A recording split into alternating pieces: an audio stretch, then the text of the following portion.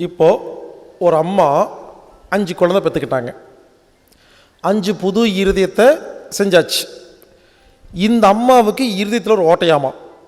Doctor scan பண்ணி பார்த்துட்டு கேட்குறாரு, அம்மா உங்கள் இருதயத்தில் ஓட்டை இருக்கிறது, இதை அடைக்கணும், ஆப்ரேஷன் பண்ணணும், இல்லைன்னா உயிருக்கு ஆபத்துன்னு சொல்கிறாரு. நான் ஒரு கேள்வி கேட்குறேன், 5 இருதயத்தையே உருவாக்கி கொடுத்துட்டாங்க இந்த அம்மா. அப்போது புதுசாக 5 இருதயத்தை உருவாக்கி கொடுத்த இந்த அம்மாவோட இருதயத்தில் இத்தினோண்டு ஓட்டை அடைக்கிறதுக்கு மட்டும் ஆப்ரேஷன் பண்ணணுமா? ஏன் உடம்பையே அடைக்காது? இந்த அம்மா உருவாக்கி கொடுத்தது தான் 5 இருதயம் ஊரில் சுற்றிட்டு இருக்கு. ஒரு இருதயம் காலேஜுக்கு போயிருக்கு, ஒரு இருதயம் கல்யாணம் பண்ணி யூஎஸில் போய் செட்டில் ஆயிடுச்சு, ஒரு இருதயம் வீட்டில் உட்காந்துட்டு வேலை வெட்டிக்கு போகாமல் உயிர் எடுக்குது. இப்படி 5 இருதயம் இருக்குது. அந்த 5மே இவங்க உருவாக்கி கொடுத்தது தான். அப்போது இந்த அம்மாவோட இருதயத்தில் ஓட்டை வந்தால் மட்டும் எதுக்கு அடைக்கிறதுக்கு ஆப்ரேஷனுக்கு போகணும்? நான் சொல்கிறத கேளுங்க, இருதயத்தில் ஓட்டை என்பது உடம்பே கண்டிப்பாக அடைக்க முடியும். அதுக்கு இதே 5 சிக்கல் தான். இப்போது ரத்தத்தில் ஒரு பொருள் கெட்டு போச்சு. உதாரணத்துக்கு இருதய ஓட்டை அடைக்கிறதுக்கு ஒரு பொருள் வேணுங்க. அந்த பொருள் இவங்க ரத்தத்தில் கெட்டு போச்சு. அப்போ என்னாகும்? இருதய ஓட்டை அடையா இருக்குமா? 2வது, இருதய ஓட்டை அடைக்க தேவையான ஒரு பொருள் ரத்தத்தில் இல்லை, அப்போ அடைக்காமல் இருக்குமா? 3வது, ரத்தத்தின் அளவு கம்மியாக போச்சு, அப்போ இருதய ஓட்டை அடைக்காமல் இருக்குதா? 4வது, மனசு கெட்டு போச்சு. பல பேர்த்துக்கு ஐயா மனசுக்கும் இருதய ஓட்டைக்கு என்ன சம்பந்தம்னு சில பேர் யோசிச்சிருப்பீங்க. நிறைய சம்பந்தம் இருக்குங்க. இங்கே பாருங்க, இந்த 5 நாள் கிளாஸில் நான் ரொம்ப முக்கியமாக சொல்கிறது மனசு. நான் பேசுகிறதே மனசை பற்றி நிறைய பேசுவேன், பட் மனசுன்னு பேர் சொல்ல மாட்டேன்.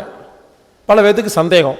நிரூபிக்கிட்டா, ஒரு வீட்டுக்கு போகிறீங்க, சாப்பிட போகிறீங்க, சாப்பாடு கொடுக்குறாங்க, சாப்பாடு பிரமாதமாக இருக்குது, சூப்பராக இருக்குது, சாப்பிட்டு முடிச்சாச்சு, உட்காந்துருக்கீங்க. ஒரு அம்மா ஒருத்தர் வந்து கேட்குறாரு, சாப்பாடு எப்படி இருந்துச்சு? நீங்கள் சொல்கிறீங்க பிரமாதம், சூப்பர், சாப்பாடு கும்முன்னு இருந்துச்சு அப்படிங்கிறீங்க. திடீர்னு ஒரு அம்மா ஓடி வந்து இங்கே இருக்கிற சாப்பாட்டை யாருங்க சாப்பிட்டாங்கன்னு கேட்குறாங்க. நீங்கள் சொல்கிறீங்க நான் தான் சாப்பிட்டேன், என்ன விஷயம்னு. ஐயோ அந்த சாப்பாட்டையா சாப்பிட்டீங்க? நேற்று நைட்டு அதில் ஒரு எலி செத்து போய் விழுந்து கிடந்ததுங்க, நான் வெளியே தூக்கி வீசலான்னு வச்சுருந்தேன், யாரோ தெரியாமல் உங்களுக்கு பரிமாறிட்டாங்க போல் இருக்குன்னு சொன்ன அடுத்த நிமிஷம் வாந்தி வருதா? எல்லாரும் யோசிங்க, வாந்தி எடுத்தது யாரு? நம்ம கிட்ட 3 ஐட்டம் இருக்குங்க, உடல், புத்தி, மனசு. சரிங்களா? இப்ப சொல்லுங்க, வாந்தி எடுத்தது உடம்பா, மனசா, புத்தியா? உடம்பும் கிடையாது, மனசும் கிடையாது, புத்தி தான் வாந்தி எடுத்துச்சு. உங்க புத்தியில பல்லி விழுந்த, எலி விழுந்த சாப்பாடு விஷம் அப்படின்னு ஒரு ரெக்கார்ட் இருக்கு, பதிவு, ஒரு அறிவு. இந்த அந்த புத்தி என்ன பண்ணுது? மனதை பயமுறுத்துதுங்க. பயப்பட்ட மனசு இருக்கு இல்லையா, இது வயிற்றுக்குள்ள போய் உடம்பு ஒழுங்கா ஜீரணம் பண்ணிருச்சா, அதை கெடுத்து வாந்தி எடுக்க வச்சிருச்சா? இப்ப சொல்லுங்க, வாந்தி எடுத்தது யாரு? வாந்தி எடுத்தது புத்தி, மனதின் துணை கொண்டு உடம்புக்குள் வாந்தி எடுக்குது. இன்னொரு உதாரணம், இங்க இத்தனை பேர் உட்கார்ந்துருக்கீங்க, உங்க எல்லாத்துக்கும் பிபி சுகர் செக் பண்ணி பார்க்கலாமா? எல்லாத்துக்கும் நார்மலாக இருக்குன்னு வச்சுக்கோங்களேன். இப்போ என்ன பண்ணுறேன், ஒரு பாம்பை தூக்கி மடியில் வீசுகிறேன். என்ன பண்ணுவீங்க? ஐயோ பாம்பு அப்படின்னு பாம்பை பார்த்த அடுத்த நிமிஷம் உங்கள் சுகர் பிபி எகிரிருமா, அதிகமாயிருமா? நான் கேட்குறேன், இனிப்பு சாப்பிட்டா சுகர் அதிகமாகும், உப்பு சாப்பிட்டா பிபி அதிகமாகும்னு சொல்கிறாங்களா இல்லையா? இப்போ நீங்கள் இனிப்பும் சாப்பிடல, உப்பும் சாப்பிடல, பாம்பை பார்த்தோன்னே ஏன் பிபி சுகர் ஏறிச்சு? ஏன்னா உங்கள் புத்தியில் பாம்பு கடிச்சா உயிர் போயிரும்னு ஒரு ரெக்கார்ட் இருக்கு. அது என்ன பண்ணுது? மனதை பயமுறுத்துது. பயப்பட்ட மனது உடம்புக்குள்ள போய் பிபி சுகர் ஏற்றி விட்டுருச்சா? நல்லா கேளுங்க, இன்னொரு உதாரணம் சொல்றேன். 5 மாசம் குழந்தை, அது படுத்திருக்கு, பல்லி விழுந்தா பாலை கொண்டே கொடுத்துருங்க, அது குடிச்சிடும். ஒரு 1/4 மணி நேரம் கழிச்சு, பாப்பா பாப்பா அப்படியே சாப்பிட்டீங்களா பால், அதுல பல்லி விழுந்திருக்காமா பாப்பா அப்படின்னு சொல்லுங்க. உலகத்தில் எந்த பாப்பாவுக்கும் வாந்தியே வராது. ஏன்? அந்த பாப்பாவின் புத்தியில் பல்லி, விஷம், எலின்னு இது வரைக்கும் ரெக்கார்டே கிடையாது. இதே ஒரு 5 மாச குழந்தைக்கு கழுத்துல பாம்பை சுத்தி விடுங்க, அது ஜாலியா விளையாண்டு இருக்கும் சிரிச்சுட்டு. இதே இங்க இருக்கிற எல்லாத்துக்கும் பாம்பை சுத்தி விடலாமா? இன்னைக்கே பாதி புட்டுக்கும். அப்போ புரிஞ்சுக்குங்க, பாம்பெல்லாம் கொத்தெல்லாம் வேண்டாம், அதை பார்த்து பயந்தா பிபி சுகர் ஏறிடுது. இப்ப சொல்லுங்க, பிபி சுகர் ஏறதுக்கு என்ன காரணம்? ஏன்னா புத்தி தான் காரணம். நல்லா கேட்டுக்கங்க, இது வரைக்கும் எல்லாரும் மனசு தான் காரணம் சொல்லியிருப்பாங்க. மனசு காரணம் கிடையாது. நல்லா ஒரு முக்கியமான விஷயம் சொல்றேன் கேளுங்க. மனசு சாதாரணமாக கெட்டு போகாதுங்க. புத்தி கெட்டு போனா மட்டும்தான் மனசு கெட்டு போகும். இப்ப புரிஞ்சுக்குங்க, புத்தியில தான் வியாதி இருக்கு. அது மனதை குழப்பும் பொழுது மனது உடம்புக்குள்ள நோயை உற்பத்தி பண்ணுது. இதுல இருந்து என்ன சொல்ல வரேன்னா, நமது உடம்புக்கு வியாதின்னா என்னன்னே தெரியாது. நம்ம உடம்புக்கு ஆரோக்கியம் மட்டும்தாங்க தெரியும். புத்தி கெட்டு போனா மட்டும்தான் மனசு கெட்டு போகும். மனசு கெட்டு போனா மட்டும்தான் உடம்பு கெட்டு போகும். நம்ம தூங்குறோம் இல்லையா, தூங்கும் பொழுது மட்டும்தாங்க நம்ம உடம்பு தன்னைத்தானே குணப்படுத்துது. ஏன் தெரியுமா? தூங்கும் பொழுது புத்தியும் இல்லை மனசும் இல்லை. நம்ம உடம்பு என்ன பண்ணுது, அப்பாடா இந்த 2 சனியனுகளை இல்லைன்னு சொல்லி கடக்கட கடன்னு குணப்படுத்த ஆரம்பிச்சிருது. அதுக்குள்ள விடிஞ்சிருது. காலைல ஆயிடுச்சு, எந்திரிச்சு அப்பா நம்ம பேர் என்ன, நான் சென்னையில் என்ன பண்ணிட்டு இருக்கிறேன், oh I am a diabetic patient அப்படின்னு நினச்சோன்னா டயபெட்டிக் ஆரம்பிச்சிடும். ஓ எனக்கு பிபி இருக்குன்னு சொன்னாங்க, உடனே பிபி ஆரம்பிச்சிடும். என் கருப்பையில் கட்டின்னு சொன்னாங்களே, கட்டி பெருசாகும். என் மண்டையில் முடி கொட்டுது, நல்லா கொட்டும். புரிஞ்சுக்கங்க, காலையில் எந்திரிச்ச உடனே நமக்கு என்ன வியாதி இருக்குன்னு யோசிக்கிறோம் இல்லையா, அந்த யோசனை தான் வியாதி. பகல் ஃபுல்லா நான் நோயாளி நோயாளி நோயாளி நோயாளின்னு யோசிச்சு யோசிச்சு யோசிச்சு நோய் நல்லா பெருசாகுது. நைட்டு தூங்கும் பொழுது மட்டும்தான் உடம்பு தன்னைத்தானே குணப்படுத்துது. புரிஞ்சுக்கங்க, புத்தியில தான் நோய் இருக்கு. அதனால என்னை பொறுத்த வரைக்கும் நிறைய படித்தவங்களை குணப்படுத்துறது ரொம்ப ரொம்ப கஷ்டம். படிப்பறிவே இல்லாதவங்களை சீக்கிரமாக குணப்படுத்திடலாம். ஏன் தெரியுமா? இந்த படிப்பறிவே இல்லாதவங்களாம் நம்ம மீட்டிங்க்கு வருவாங்க, உட்காருவாங்க, நான் சொல்கிறது எல்லாம் ஒழுங்காக கேட்டுட்டு தம்பி நல்லா சொன்னப்பா அப்படின்னு சொல்லிட்டு வீட்டுக்கு போய் ஒழுங்காக ஃபாலோ பண்ணுறாங்க, எல்லாம் குணமாயிடுறாங்க. இந்த படித்தவங்க வந்தாவே சிக்கலுங்க, கை கட்டி உட்காரக்க வேண்டியது. அப்புறம் தம்பி என்ன ஓவராக பேசிகிட்டு இருக்க, பார்க்குறதுக்கு வயசு ரொம்ப கம்மியாக இருக்கா, நான் வாய் மட்டும் நீளுது, என்ன படிச்சிருக்கிற இப்படி யோசிக்கிறது உட்காந்துட்டு. நீ என்ன படிச்சிருக்கிற, இதெல்லாம் நீ இவ்வளோ இப்படி பேசிகிட்டு இருக்கிற, உன்னை யார் இதெல்லாம் பேச சொன்னா, உனக்கு தமிழ்நாட்டில் பர்மிஷன் கொடுத்துருக்காங்களா, டாக்டர்கள்லாம் அவனோட சிகிச்சையை பற்றி என்ன சொல்கிறாங்க, இந்திய மெடிக்கல் கவுன்சில் இதுக்கு ஆத்தரைசேஷன் கொடுத்துருக்குதா, அமெரிக்கா இதை பற்றி என்ன நினைக்குது, FDA இது உன் சிகிச்சையை பற்றி அப்ரூவல் வாங்கியிருக்கியா, நீ எத்தனை பேஷண்ட்டுக்கிட்ட ரிசர்ச் பண்ண, பேப்பர் காமி, வெரி ஷுவர் பேப்பர் யா காமியா, FDA என்ன சொல்லுது, WHO என்ன சொல்லுது, ஒபாமா என்ன சொல்கிறான், அந்த பரதேசி நான் என்ன சொன்னால் எனக்கு என்ன, அவனுக்கு எனக்கு என்னங்க சம்பந்தம் இருக்கு, எனக்கு புரியல. தமிழ்நாட்டில் எந்த ஒரு காரியம் செய்ய போனாலும் ஒரு கேள்வி கேட்குறாங்க, FDA WHO பர்மிஷன் வாங்கிட்டியான்னு. நான் கேட்குறேன், அவன் யாரு? நம்ம ஊரில் யாருக்கு அறிவில்லை, நீ சொல்ல கேட்டுக்கிற, அவன் யார் சொல்றதுக்கு? புரியல. புரிஞ்சுக்கங்க, WHO FDAன்னு சொல்றாங்க இல்லையா, food and drug association of America, world health organisation, யாருக்கா தெரியுமா? அதோட பிரசிடென்ட் யார் தெரியுமா? உலகத்தில் உள்ள எல்லா மருந்து மாத்திரை கம்பெனியோட முதலாளியும் WHO FDAவோட பிரசிடென்ட்டும் ரெண்டும் ஒருத்தன் தான். அவன் என்ன பண்ணிக்கிறான், அவனே மருத்துவத்தை கண்ட்ரோல் பண்றேங்கிற பேர்ல அவன் என்ன பண்றான்னா நல்ல வைத்தியத்தை எல்லாம் அழிச்சிட்டு இருக்கிறான். WHO தான் உலகத்தில் உள்ள நல்ல வைத்தியங்களை ஒழிச்சு கட்டினது. அது யாருக்கா தெரியுமா? புரிஞ்சுக்கங்க, நீங்கள் நினைக்கிற மாதிரி உலக அளவில் இருக்கிற பெரிய பெரிய அசோசியேஷன் எதுவுமே நல்லதே கிடையாது. அவங்க கெட்ட விஷயங்களை ப்ரமோட் பண்ணுறாங்க, நல்ல விஷயம் அமுக்குறாங்க. அதனால தயவுசெய்து புரிஞ்சுக்கங்க, எனக்கு இந்த நிறைய படித்தவங்க வந்தாவே ஒரே சிக்கலுங்க. யாரெல்லாம் நிறைய படிச்சிருக்கீங்களோ, அதுவும் ஒரு நோயின்னு சொன்னால் போதும், விக்கிபீடியாவில் போய் யார் நிறைய படிக்கிறீங்களோ பைத்தியம் பிடிச்சி திருவீங்க சொல்லிட்டேன். எல்லா தப்பு தப்பாக எழுதி வச்சிருக்கானுங்க, விஜயகாந்த் மாதிரியே பேசுவானுங்க.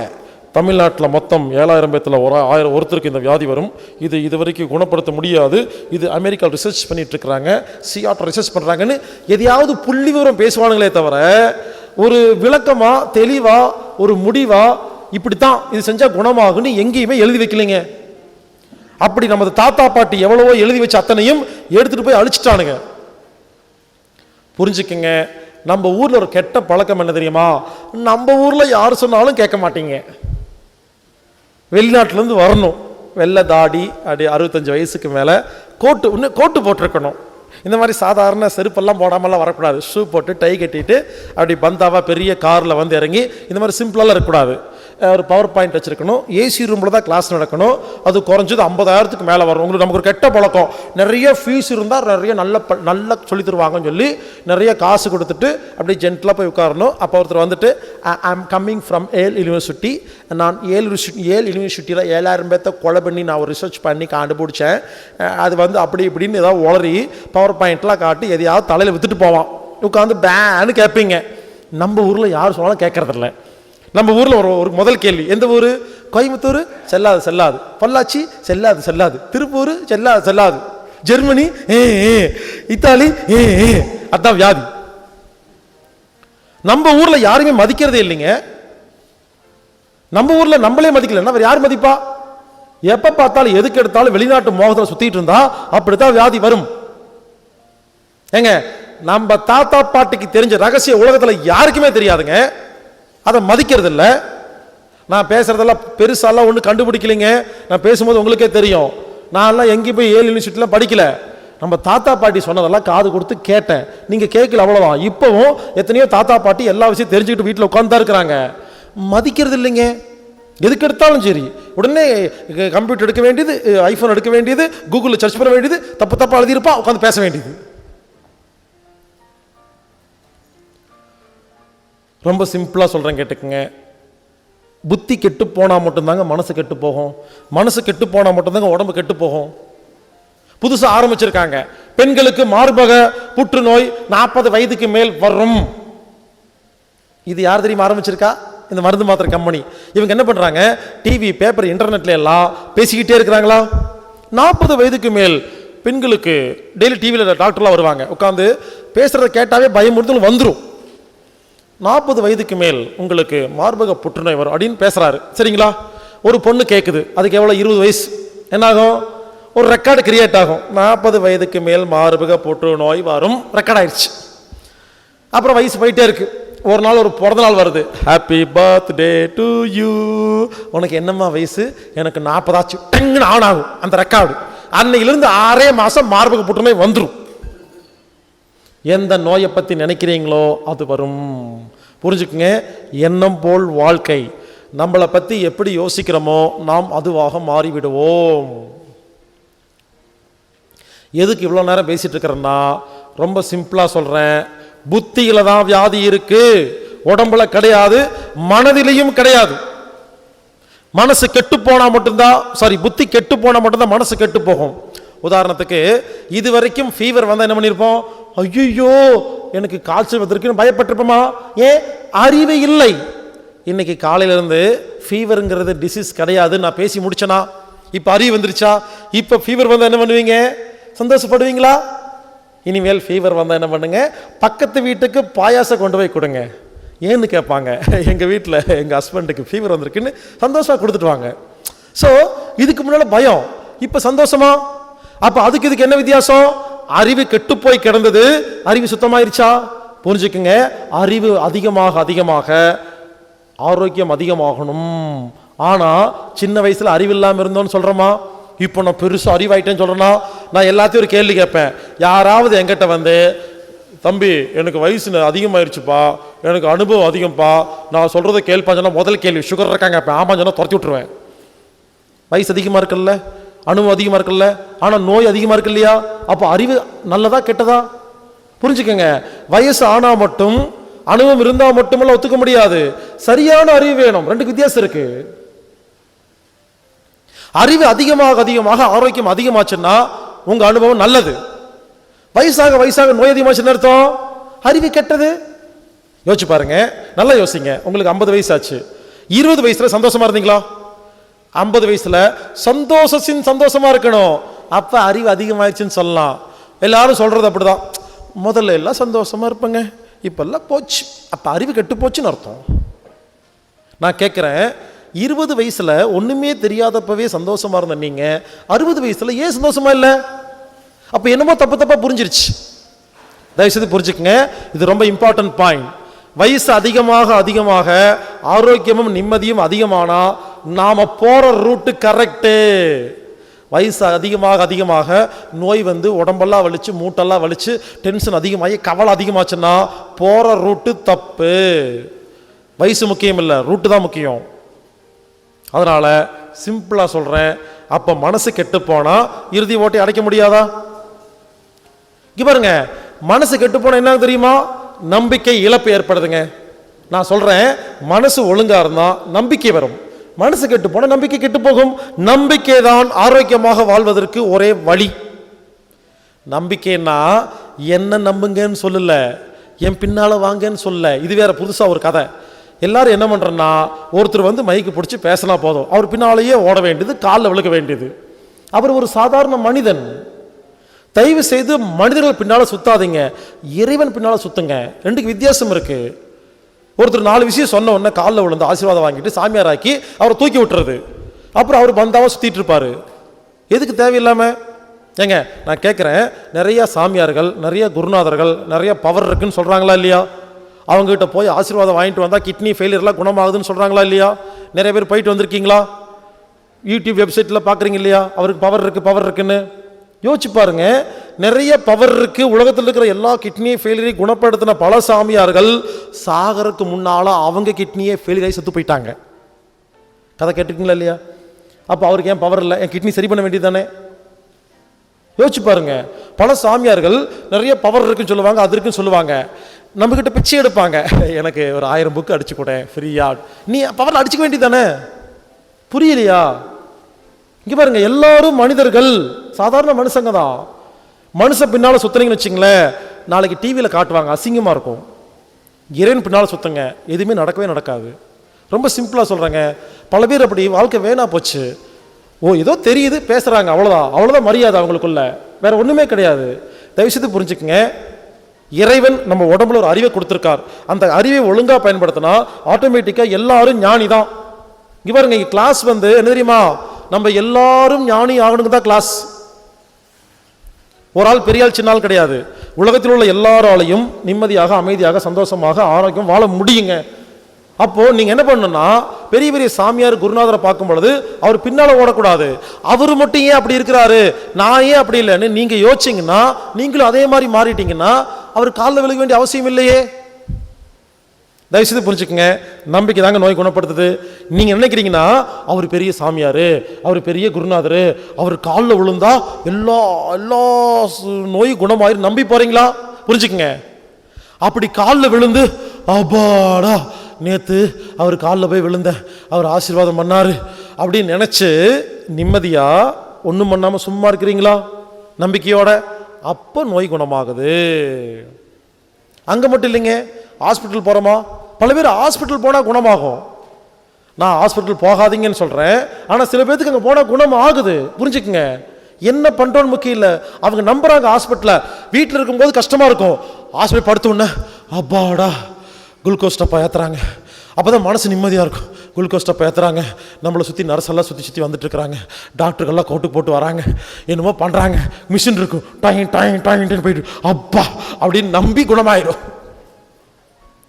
உண்மையிலேங்க, நானும் ஆராய்ச்சி பண்ணி பார்த்தேன், எல்லா வைத்தியத்திலையும் குணமானவங்களும் இருக்காங்க, குணமாகாதவங்களும் இருக்காங்க. காரணம் நம்பிக்கை. எங்கள் வீட்டு பக்கத்தில் நான் எவ்வளவோ சொல்லி பார்த்தேன், எதுவுமே கேட்கலிங்க. அப்புறம் எங்கேயோ போயிட்டு வந்து குணமாயிட்டே. நாங்கள் என்ன பண்ணீங்கன்னு கேட்டேன். எனக்கு வந்து எதிர் வீட்டுக்காரரு சேவின்னு வச்சிருக்கிறாரு, ஒரு இடத்துக்கு போய் 5000 ரூபா கொடுத்தா எடுத்து கொடுத்துட்டாரு, சரியா போச்சுனாங்க. அவர் நம்புறாரு. இங்க பாருங்க, என்ன நடக்குதுன்னு முக்கியம் இல்லை, குணமாகிறது தாங்க முக்கியம். நம்பிக்கை தான் குணமாகறதுக்கு முக்கியம். நீங்க எதை வேணாலும் நம்புங்க, புரிஞ்சுங்களா? யாரையோ நம்புங்க, என்னமோ பண்ணுங்க, நம்பனா நோய் குணமாகும். இதத்தான் சாரதி படத்துல வில்லன் சொல்லியிருப்பாரு. விஜய் ஹாஸ்பிட்டல்ல மேல படுத்திருப்பாரு, பொதுமக்கள்லாம் அழுதுட்டு இருப்பாங்க, உட்கார்ந்து சாரதி அப்படி அழுதுட்டு இருப்பாங்க. வில்லன் வந்து கத்துவான், நிறுத்துங்கடா அப்படிம்பாரு. டேய், நீங்கெல்லாம் அழுதுட்டு இருந்தீங்கன்னா செத்து போயிடுவான்டா சாரதி, நம்புங்கடா அவன் வருவான்டா அப்படின்னு வில்லன் கத்தலோன்னு எல்லாரும் சேர்ந்து சாரதின்னு கத்தலோன்னு விஜய் எந்திரிச்சு வந்துருவாரு. புரிஞ்சுக்குங்க, நம்பிக்கைங்க ரொம்ப சிம்பிள். நம்பிக்கை அப்படிங்கிறது என்ன, நல்லா கேட்டுங்க. புத்தி, நமது புத்தி நமது உடம்பை நம்பும் பொழுது வியாதிகள் குணமாகுது, ஆரோக்கியம் அடையுது. நமது புத்தி நமது உடம்பை நம்பாத போது நோய் பெருசாகுது. யாருக்காவது இருதயத்தில் ஓட்டம் வந்துருச்சுன்னா என் உடம்பு தானா அடைக்கும்னு சும்மா இருந்து பாருங்க, நம்பி இருதய ஓட்டை அடைக்க ஆரம்பிச்சிடும். யாரெல்லாம் ஆப்ரேஷனுக்கு காசு சேர்த்துறீங்களோ என்ன அர்த்தம்? உங்க புத்தியில ஆப்ரேஷன் பண்ணனாதான் இறுதி ஓட்டை அடைக்கும் நம்புறீங்களா? அப்போ இந்த புத்தி அந்த இறுதி ஓட்டை அடைக்கிற வேலையை செய்யறது கிடையாது. நம்பிக்கைக்கு கடைசி உதாரணங்க, ஒரு ஹஸ்பண்டு மண்டை பிச்சுட்டு உட்கார்ந்துருக்காரு, பெரிய பிரச்சனை. ஒய்ஃப் பக்கத்தில் உட்காந்துருக்காங்க, மனைவி யோசிக்கிறாரு, ஐயோ பெரிய சிக்கல் ஆயிடுச்சு, யாரையாவது புத்திசாலி பார்த்து ஐடியா கேட்கணுமே அப்படின்னு பார்த்துட்டு பொண்டாட்டியை பார்த்துட்டு உங்கள்கிட்ட கேட்டும் பிரயோஜனம் இல்லை, நீயும் சொல்ல மாட்டேன் அப்படின்னு திரும்ப சொல்லுங்க. ஒருவேளை மனைவிக்கு ஐடியா தெரிஞ்சாலும் சொல்ல மாட்டாங்க. ஏண்டா என்னை பார்த்து கேட்காம விட்டுட்டியா, போ போ நல்லா அடிபட்டு வாழ் துரத்தி விட்டுருவாங்க. அப்போ மனைவியாக இருந்தாலும் நம்பி கேட்கணுமா?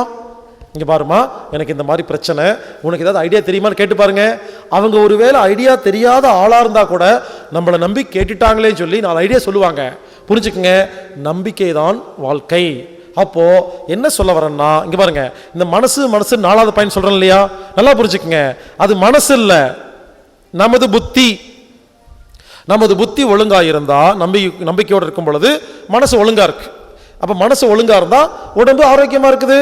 அப்ப 4வது பாயிண்ட் மனசு தானே. 5வது அறிவுங்க. இங்க பாருங்க, 5வது அறிவுன்னு சொல்றனா, இந்த அறிவு இங்க மண்டையில் இருக்கிற அறிவு இல்ல, உடம்புக்கு உள்ள இருக்கிற அறிவு. நல்லா புரிஞ்சுக்குங்க. ரத்தத்தில் ஒரு பொருள் கெட்டு போனா, ரத்தத்தில் ஒரு பொருள் இல்லாம போனா, ரத்தத்தின் அளவு கம்மியா போனா, மனசு கெட்டு போனா, அறிவு கெட்டு போனா, இந்த மனசுன்னு சொல்றது, இந்த மனசு கெட்டு போனா இது காரணம் என்ன? நமது புத்தி. 5வது அறிவுன்னு சொல்றனா, இந்த அறிவுங்கிறது என்னன்னா இதுக்கு அதுக்கு சம்பந்தம் இல்லை. உடம்புக்குள்ள இருக்கிற இறைவன் நம்ம கொடுத்த அறிவும் சில நேரத்தில் கெட்டு போக வாய்ப்பு இருக்கு. அது 6 விரல் வருதுன்னு சொன்ன பார்த்தீங்களா, அந்த மாதிரி. தயவுசெய்து புரிஞ்சுக்குங்க. இப்போ என்ன சொல்ல வரேன்னா, இருதயத்தில் யாருக்காவது ஓட்டம் வந்தா அதுக்கு என்ன காரணம்? பிரச்சனை இருதயத்தில் இல்லை, இந்த 5 காரணம் தானே. அப்போ நான் சொல்ற இந்த 5ஐயும் யார் ஒழுங்குபடுத்துறீங்களோ, கரெக்டா ஒழுங்குபடுத்துறீங்களோ, இருதய ஓட்ட தானா அடையும், ஆபரேஷன் தேவையில்லை.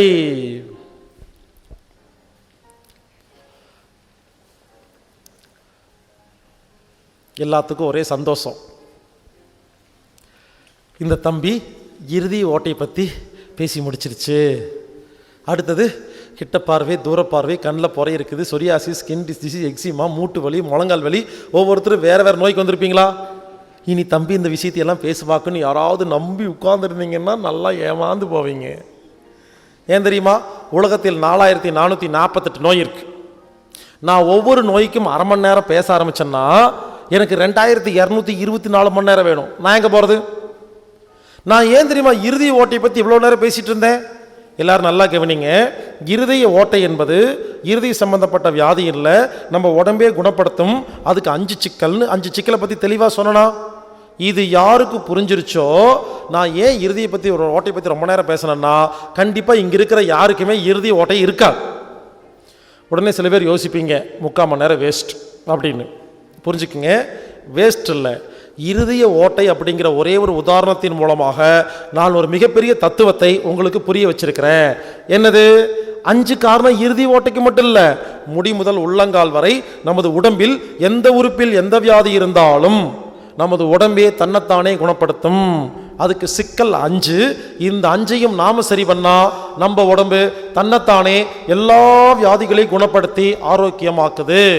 இதை புரிய வைக்கிறதுக்கு தான் நான் இருதய ஓட்டைன்னு பேசியிருந்தேனே தவிர, இது இருதய ஓட்டைக்கு மட்டும் பொருந்தாதுங்க. இருந்தாலும் இங்கே சில பேர்த்துக்கு புரியலங்கிறக்காக 2 உதாரணம் எக்ஸ்ட்ரா சொல்கிறேன். நிறைய பேர் கண்ணாடி மாட்டிருக்கீங்க, கிட்ட பார்வை, தூர பார்வை, கண்ணு ஒழுங்கா தெரியலேன்னு. நான் ஒரு கேள்வி கேட்குறேன், உங்கள் கண்ணாடியோட பவர் போக போக அதிகமாகுதா இல்லை கம்மியாயிட்டு வருதா? அதிகமாகுது. உங்கள் கண்ணாடியோட பவர் அதிகமாகுதுன்னா என்ன அர்த்தம்? உங்கள் கண்ணு பவர் கம்மியாயிட்டே வருதுன்னு அர்த்தம். ஒத்துக்கிறீங்களா? அப்போ பாதி கெட்டு போன கண்ணை உங்கள் டாக்டர் உதவியோட நல்லா கெடுக்குறீங்களா? யோசிச்சு பாருங்க. கண்ணு கெட்டு போச்சுன்னு ஹாஸ்பிட்டல் போனீங்க, கண்ணாடி மாட்டி விட்டாங்க, கண்ணாடி பவர் அதிகமாயிட்டே வருது. அப்ப என்ன அர்த்தம்? கண்ணு பவர் கம்மியாயிட்டு வருதுன்னு அர்த்தமா? புரியல? கிட்ட பார்வை தூர பார்வை என்பது கண்ணு சம்பந்தப்பட்ட நோய் கிடையாது. அதை சரி பண்றதுக்கு உடம்புக்கே தெரியும். அதுக்கு தேவையான ஒரு பொருள் கடந்த 4 வருஷமா உங்க ரத்தத்தில் கெட்டு போயிருக்கு, ஏன் சரி பண்ணல? அதுக்கு தேவையான ஒரு பொருள் உங்க ரத்தத்தில் 5 வருஷமா இல்ல, ஏன் சரி பண்ணல? ரத்தத்தின் அளவு 3 வருஷமா கம்மியா இருக்கு, ஏன் சரி பண்ணல? அதை விடுங்க, கண்ணு கெட்டு போச்சுன்னு உங்க புத்தியில் ரெக்கார்டு கிரியேட் ஆயிடுச்சு. சில பேர் அப்படிதாங்க, புக் எடுத்து படிங்கன்னு சொன்னா முதல்ல கண்ணாடி எடுத்து மாட்டுவாங்க, அப்புறம் புக் எடுத்து படிப்பாங்க. அப்ப என்ன அர்த்தம்? ஏன் கண்ணு அவிஞ்சு போச்சுன்னு ரெக்கார்டு எழுதி வச்சுட்டீங்கன்னு அர்த்தம். என்னைக்காவது யாராவது கண்ணாடி கழட்டிட்டு ஒரு புக் எடுத்து, ஏ கண்ணு கண்ணாடி இல்லாம நீ தெரிய மாட்டேங்கிறியா, இரு கூடி சீக்கிரம் கண்ணாடி இல்லாம நான் உன்னை பார்த்து காட்டுறேன் பாரு அப்படின்னு சும்மா சங்கல்பம் பண்ணீங்களா? முதல்ல கற்பனை பண்ணீங்களா? கண்ணாடி இல்லாத ஒரு முகத்தை நீங்க இருக்க முடியும் நம்பினீங்களா? இல்ல. எல்லாரும் காரணம் சொல்றாங்க, வயசாகி போச்சுங்க. என்ன வயசாயிருச்சு? உங்களை விட 15 வயசு அதிகமா இருக்கிற ஒருத்தர் இந்த கூட்டத்தில் உட்கார்ந்து இருக்கிறாரு, அவரு கண்ணாடி மாட்டல, உங்களுக்கு மட்டும் வயசாயிருச்சு? சாக்கு சொன்னா ஒத்துக்க மாட்டேங்க. வயசுக்கும் கண்ணாடிக்கும் சம்பந்தமே கிடையாதுங்க. நம்பிக்கை வேணும். முதல்ல நாம என்ன பண்றோம், நம்பிடுறோம் கண்ணு கெட்டு போச்சு அவிஞ்சு போச்சுன்னு. அந்த ஒண்ணுலயே கண்ணு முடிஞ்சு போயிருதுங்க. தயவுசெய்து புரிஞ்சுக்குங்க, யாரெல்லாம் கண்ணாடி மாட்டிருக்கீங்களோ, கிட்ட பார்வை தூர பார்வை கண்ணில் போற இருக்கு குளுக்கோமா இருக்குதோ, இந்த 5 விஷயத்தை எப்படி சரி பண்றதுன்னு சொல்லி கொடுப்பேன். முழுசா கேட்டுட்டு யார் ஒழுங்கா ஃபாலோ பண்றீங்களோ 6 மாசத்தில் கண்ணாடி கழட்டிடலாம். கண்ணாடி இல்லாம கண்ணு பளிச்சுன்னு தெரியும். நான் ஸ்கூல்ல படிக்கும்போது கண்ணாடி மாட்டிருப்பேங்க, பெரிய கண்ணாடி. இப்போ நான் கண்ணாடி மாட்டுறதே இல்லை, சூப்பரா தெரியுது. நான் சும்மாலாம் சொல்ல, நான் மாட்டியிருந்தேன் சின்ன வயசுல, என் ரிப்போர்ட்ஸ் எல்லாம் வச்சிருக்கிறேன் நான். இந்த 5 விஷயத்தை ஒழுங்கு பண்ணா உங்க கண்ணாடியை நீங்க கழட்டிடலாம். இதுக்கு பேர் தான் சிகிச்சை. ஆசாரி மாதிரி கண்ணாடி மாட்டி கண்ணில் மாட்டுற சிகிச்சை கிடையாது. கிட்னி ஃபெயிலியர் 50%, ஹாஸ்பிட்டல் போங்க. முதல்ல டயாலிசிஸ் ஆரம்பிக்கலாம்னு சொல்லுவாங்க, பண்ணுங்க. மாதம் ஒரு முறை, கொஞ்ச நாளுக்கு அப்புறம் வாரம் ஒரு முறை, கொஞ்ச நாளுக்கு அப்புறம் டெய்லி ஒரு முறை, அதுக்கப்புறம் மொத்த கிட்னி முடிஞ்சு போச்சு வேற கிட்னி மாத்திட்டு வாங்கன்னு சொல்லுவாங்க. புரிஞ்சுக்கங்க, பாதி கெட்டு போன கிட்னியோட ஹாஸ்பிட்டல் போனீங்களா? ட்ரீட்மெண்ட் கொடுத்து கொடுத்து கொடுத்து கொடுத்து மொத்த கிட்னி முடிச்சு போட்டாரா? புரியல. கிட்னி ஃபெயிலியர் என்பதை உடம்பு தன்னைத்தானே சரி பண்ணும். அதுக்கு தேவையான ஒரு பொருள் ரத்தத்தில் கெட்டு போச்சு, இல்லாம போச்சு, ரத்தத்தின் அளவு கம்மியா போச்சு, மனசு கெட்டு போச்சு, அறிவு கெட்டு போச்சு.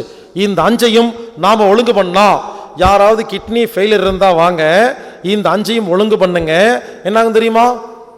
டெய்லி டெலிஸ் பண்ணிட்டு இருக்கீங்களா? ஒரு 3 மாசம் கழிச்சு ஒரு நாள் விட்டு ஒரு நாள் பண்ணா போதுங்க. இங்க பாருங்க, டெய்லி பண்றவங்க ஒரு நாள் விட்டு ஒரு நாள் பண்ணா அதுவே சக்சஸ். ஒரு 6 மாசம் கழிச்சு வாரத்துக்கு ஒரு நாள் பண்ணா போதும். ஒரு வருஷம் கழிச்சு மாசத்துக்கு ஒரு நாள் பண்ணா போதும். ஒரு 1.5 வருஷம் கழிச்சு மொத்தமா நிறுத்துங்க. முடிஞ்சு போச்சா? இதுக்கு பேர் தான் ட்ரீட்மெண்ட். தயவுசெய்து புரிஞ்சுக்கங்க, ஒரு ட்ரீட்மெண்ட்டுக்கு போறீங்கன்னா போக போக ட்ரீட்மெண்ட் அதிகமானே போனா நோய் பெருசாயிட்டு போகுதுன்னு அர்த்தம். முதல்ல போகும்போது ஹெவி ட்ரீட்மெண்ட், போக போக கம்மியாயிட்டே வந்தா என்ன அர்த்தம்? சக்சஸ்ன்னு அர்த்தம். இப்போ யோசிங்க, sugar, BP, asthma, thyroid, cancer, எய்ட்ஸ்னு எல்லா வியாதிக்கும் எல்லாம் போயிட்டு வந்திருக்கீங்க இல்லையா? உங்க ட்ரீட்மெண்ட் போக போக அதிகமாகதா கம்மியாகுதா? உங்க மருந்து மாத்திரை டோஸ் போக போக அதிகமாகதா கம்மியாகுதா? அதிகமாகுது. அப்ப என்ன அர்த்தம்? அப்ப நோய் பெருசாகுதுன்னு அர்த்தம். இங்க பாருங்க, இந்த மாதிரி முடி முதல் உள்ளங்கால் வரை இனிமேல் எங்கிட்ட எந்த உறுப்புல எந்த வியாதியை பத்தி கேட்டீங்கனாலும் இப்படிதான் கண்ணை மூடி உட்காந்துருப்பேன். சரிங்களா? என்ன சொன்னாலும் சரிங்க, கண்ணை மூடி உட்காந்துட்டு உங்க உடம்பில் இந்த 5 விஷயம் கெட்டு போச்சு, இந்த 5ஐயும் ஒழுங்கு பண்ணுங்க, ஆட்டோமேட்டிக்கா உங்க உடம்பில் அந்த வியாதி குணமாகும்னு சொல்லுவேன். நல்லா புரிஞ்சுக்குங்க, நாம சொல்ல வேண்டியது ரொம்ப தெளிவா சொல்றேன். இது புரிஞ்சாதான் அடுத்த ஸ்டெப் போக முடியும். இனிமேல் எங்கிட்ட தனித்தனி வியாதிக்கெல்லாம் கேட்காதீங்க. முடி முதல் உள்ளங்கால் வரை உடம்பில் எந்த உறுப்பில் எந்த நோய் வந்தாலும் அதுக்கு தன்னைத்தானே குணப்படுத்த முடியும். ஏன் முடியலன்னா இந்த 5ல என்னமோ கெட்டு போச்சு. இந்த 5ஐயும் ஒழுங்குபடுத்துறது எப்படிங்கிறத நான் கற்றுக் கொடுக்க போறேன். இதை கத்துக்கிட்டு யார் ஒழுங்கா ஃபாலோ பண்றீங்களோ எந்த வியாதி இருந்தாலும் தானா குணமாகும்.